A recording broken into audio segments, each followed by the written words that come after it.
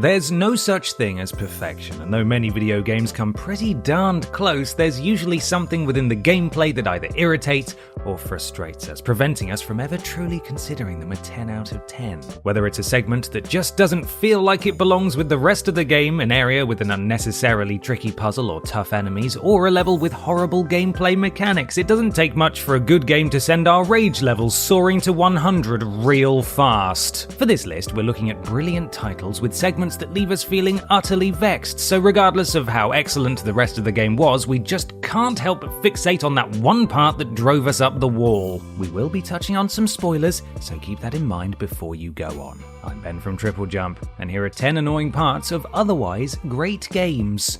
Number 10. Chris Redfield's Mission, Resident Evil Village. Although it may not be the best of the Resident Evil titles, Village is still a solid entry into the franchise, one that takes all of the groundwork laid by 7 and builds upon it, holding on to the Winters family and the Mold threat whilst introducing new and interesting villains for us to shoot in the face. Sadly, the whole thing is let down by Chris Redfield's mission towards the end of the game.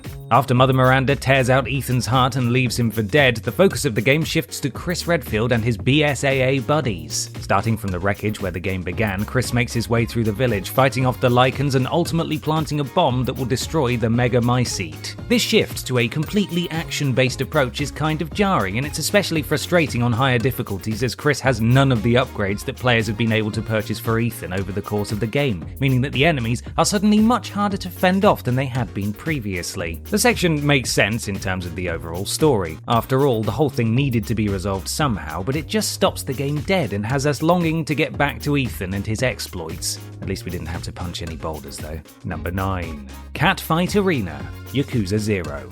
If there's one thing more annoying than a mission that needs a ridiculous level of skill, it's one that relies on a random number generator. We won't get into the questionable morality of having lingerie-clad women fight each other in the name of entertainment. That's an annoyance for another day. No, the irritating thing about the Catfight Arena is that the outcome is completely based on chance and the numbers of the RNG falling in your favour. The idea is to bet on the outcome of a fight between two women whose ability to strike one another is dependent on games of rock, paper, scissors. In the event of a tie, players get to mash a button to try and determine a winner, though reports vary as to whether this actually sways anything, or if once again, it's just random. Admittedly, the Catfight Arena is an optional minigame, so you can save yourself the frustration by simply not engaging with it. Those achievement hunters among you, however, will need to brave the frustration long enough to win 10 bets so that you can get your hands on that sweet, sweet Cat Scratch Fever trophy. Just make sure to pause for a few seconds before you get too angry, okay? Number 8. Gummy Ship Missions, Kingdom Hearts. The Kingdom Hearts series is an absolute tour de force, taking the classic JRPG stylings of Final Fantasy and blending it with the world of Disney to great success. There's a lot to get your head around, which might be a little off-putting to newcomers, but once you get into it, there's tons on offer for fans of both role-playing games and cute cartoon characters. The whole thing lets itself down, however, with the inclusion of the Gummy Ship Missions, sections of the game where players need to pilot their ship between worlds. Using the Gummy Ship, Sora and chums must safely traverse various courses filled with loads of enemies and obstacles in order to unlock pathways to new worlds. Failing the course means that the related world stays locked, so if you feel the need to complete the game, you're going to have to power through a whole load of these levels. If you have any hopes of succeeding in the more difficult Gummy missions, you're going to need to go back to replay the ones you've already completed so that you can earn rewards that will allow you to upgrade your ship. Do have fun with that, won't you? Number 7. Little Sister Escort Mission, BioShock. For the most part, BioShock is an action-packed romp of a game with a brilliant cast of characters, both good and bad, a wonderful story, and interesting missions. That is, right up until the Little Sister Escort mission, because if there's a dictionary definition of stopping a game completely dead, it's that. Throughout the game, players will encounter little sisters who will always be accompanied by a big daddy, a great big lumbering protector that goes fully berserk with his giant drill hand if anyone goes near his ward. Towards the end of the game, players must find the pieces of a big daddy suit, don it, and then protect a little sister as she gathers Adam and leads them to Fontaine. The trouble is that she's so slow. Half of the missions consist of murdering various splicers so that they don't harm her, but the rest is plodding about at a snail's pace trying to find the next dead body. It completely shifts the pace of the game and just leaves the player wondering when it's going to be over. It also really doesn't help that she keeps saying things like, "Hurry, Mr. B, I am hurrying, it's you that's taking your sweet time, you daft little git." I'm fine. Number 6. Seashell Shore, Spyro Reignited Trilogy. Despite sounding like a rather pleasant holiday destination, Seashell Shore is actually the bane of most Spyro fans' lives. The level was, in fact, present in 2000's Spyro Year of the Dragon, and whilst it carried the same annoyances that most water levels do, it was, at the very least, bearable to play through. The updated version in the Reignited trilogy, however, had a number of issues that left players tearing their hair out. The first problem is that the gem-containing vases that were nice and obvious in the original have now changed colour, meaning that they're incredibly hard to pick out amongst all of the seaweed. All of the missions are kind of naff as well, and though Sheila's section that sees you stomping on turrets in order to blow up a fortress is kind of fun, many of the others are plagued with bad controls. Trust me, trying to defeat all of the Rhinox in that high-speed super fluidity tunnel is damn near impossible. The worst offender is perhaps the Bluto boss fight, which relies on the position of the camera to determine which direction Spyro will go in, meaning that the boat that Spyro captains against Bluto's nuclear shark submarine is horrible to steer. Complete nightmare from start to finish. Number 5. Through the Fire and Flames, Guitar Hero 3. If I had a quid for every hour I spent trying to beat Through the Fire and Flames on Expert Mode in 2007's Guitar Hero 3, I could pay Dragon Force to come and teach it to me themselves. It wasn't just Expert that was a doozy though, because even on Easy the song was devilishly difficult, and on harder levels it was downright impossible. In fairness, the first time you play through it you can't fail as it's part of the game's credit sequence. However, I'd recommend not getting too used to those feelings of success, because you won't be feeling them again anytime soon.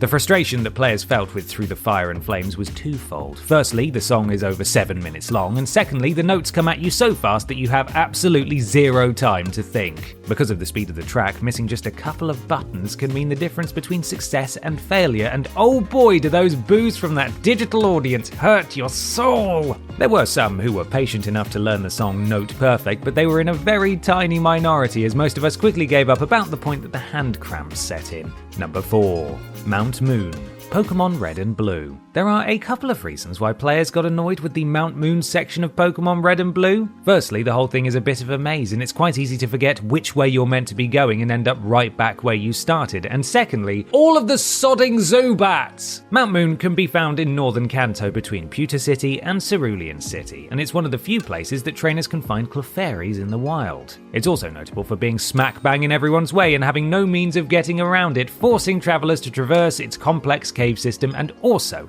for the endless number of Pokemon that inhabit its dark corridors. I mean, we get it. It's a big cave and therefore quite likely to be full of bat-like creatures, but it feels like you can't move more than about 3 feet without tripping over one of the daft sods. That, of course, triggers a battle, and before you know it, you're on a spelunking holiday gone wrong with a trail of unconscious Pokemon in your wake. This was not in the brochure, and I'm livid about it. Number 3. Blight Town, Dark Souls. As you might be aware, Dark Souls and its various sequels and spiritual successors aren't exactly noted for being easy. If you pick up a Soulsborne title, you know you're going to be in for a rough ride, but even so, some of the levels just take the absolute biscuit. We must give honourable mentions to the likes of Seath's Crystal Caverns, Tomb of the Giants, and Lost Izalith, all of which come with their own irritating quirks, but unfortunately, not one of them even comes close to the annoyance we faced whilst trying to survive Blight Town. The first issue with Blight Town is the lack of decent lighting, and in the darkness it's incredibly hard to get your bearings, find your way around, and avoid falling to a rather horrible death. The place is also full of blow dart snipers, creatures that can see you long before you see them and can turn you toxic with just a couple of successful hits of their blow darts, which also makes for a pretty unpleasant death. As though all that weren't enough, if you haven't managed to acquire the rusted iron ring, you might as well kiss your ass goodbye, because you're definitely going to get poisoned when you reach the swamp. Oh, and it was unplayable before it was patched. The frame rate barely existed. If this place was on TripAdvisor, I'd give it 0 stars. Number 2. Can't Wait to Be King, The Lion King. There's no denying that the 1994 animated smash hit The Lion King gave the world a whole load of banging tunes, not to mention irreparable emotional damage when Mufasa was callously flung to his death by his douchebag brother Scar. One of said brilliant musical numbers was I Just Can't Wait to Be King, a fun little ditty sung by lion cub Simba as he imagines what life will be like once he ascends to the throne. Sadly, this catchy song also inspired one of the most frustrating video game levels of all time. The Can't Wait to Be King level features in the 1994 platformer The Lion King and sees Simba recreating some of his moves from the film. The problem was that the game came out long before internet walkthroughs were a thing, and so trying to work out what you were meant to do required a whole load of trial and error. Several parts of the level also required players to jump or dodge out of the way of various obstacles. However, the game required pinpoint accuracy when it came to timing these maneuvers, and one missed beat would mean insta-death. Just can't wait to be king? More like just can't wait to be done with this stupid game. Got 'em. Number 1. Water Temple, The Legend of Zelda: Ocarina of Time. Really, what else could we have chosen but a level that will go down in history as the most vexatious ever to grace our consoles? We've already spoken briefly about our disdain for water levels, however, that very hatred might just have spawned from the Water Temple in 1998's The Legend of Zelda: Ocarina of Time. The game itself is widely considered to be one of the greatest of all time, but most people agree that this one section is perhaps the worst dungeon ever to see the light of day, or not see the light of day, because it's a dungeon. Among its problems is the fact that Link has to repeatedly don and doff his iron boots in order to traverse the flooded rooms. This is irritating for 2 reasons. 1, players have to keep going into and out of their inventory every couple of seconds, and 2, the boots make Link incredibly slow. The layout of this dungeon also means that our plucky hero is constantly fumbling about trying to raise and lower water levels in order to access different areas. There's no real logic to how this is done, and players are left having to complete the dungeon through trial and error. Massive props to everyone that made it through though. If you kept your cool through the Water Temple, you can surely survive anything.